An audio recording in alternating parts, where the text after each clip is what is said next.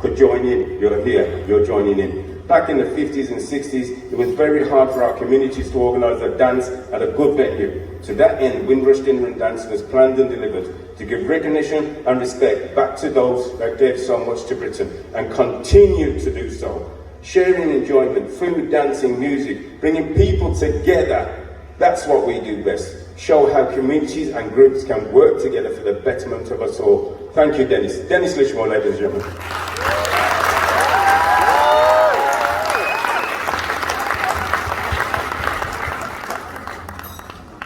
Good evening, ladies and gentlemen. Thank you, Hank.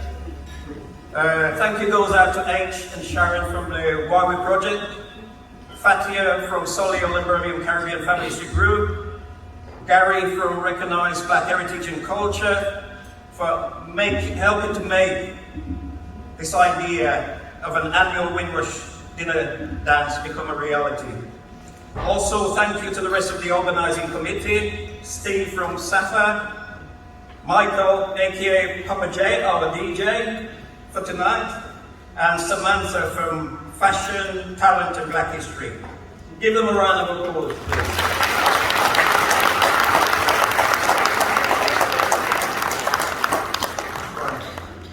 Our elders.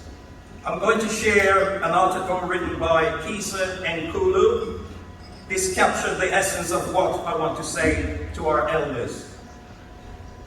It gives me great pleasure to acknowledge our elders. I know they deserve more recognition for what they encountered here in the UK. The reception and conditions our parents face and overcome should be applauded by all of us.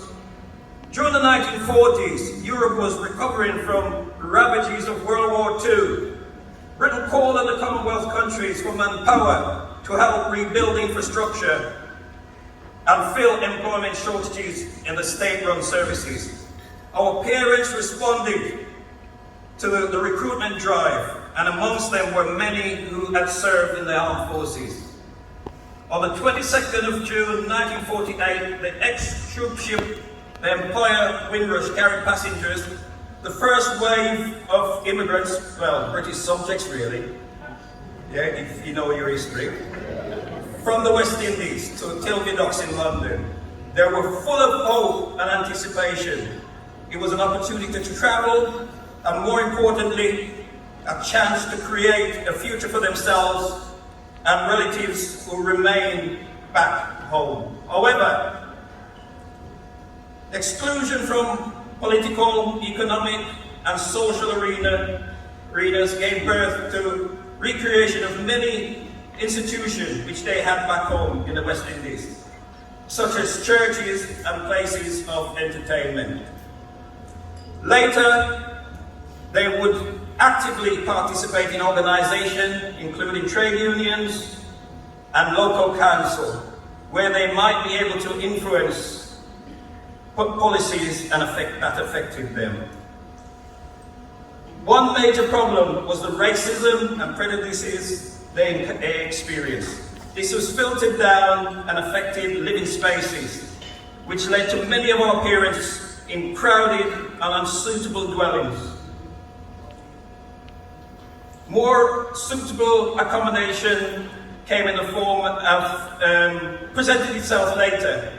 After a period, our parents purchased their own properties. The realities of starting a family in the UK meant their children went through the schooling system.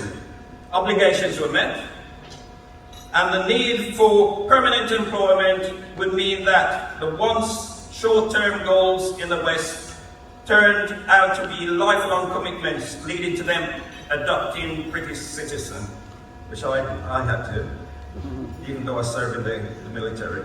The obvious climate change also proved to be a challenge, and low-paid work often meant multiple jobs to make ends meet. During the retirement years, many returned to their places of birth, a second home abroad, maintaining strong links to their homeland, which eventually led many to repatriation.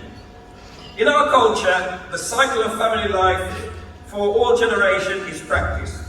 The old carry great secrets of experience of life if you're willing to hear. Ultimately, a race is determined by its treatment of its elders and vulnerable. So, on behalf of all descendants of the West Indian, African Caribbean family, I would simply like to say to our elders, thank you for all you have done for us. It's for us now to take the baton and create a future for our children. The Sankofa, the bird that always looks back, never neglected its elders, who have paved the way to our present day. Our elders have overcome many injustices along the way so that we could have we could all have better tomorrows. Again, I say thank you. On a personal note, to my parents, Justin and Gloria Litchmore, who have passed on, thank you and rest in peace. Thank you.